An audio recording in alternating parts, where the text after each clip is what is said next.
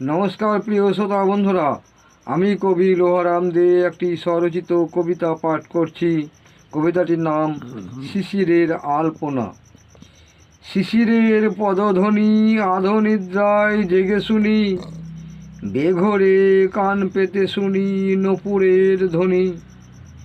সোনালি ধানগুলি ঝুরঝুর নড়ে, বাজে দু হাতের কঙ্কন কিনকিন সুরে।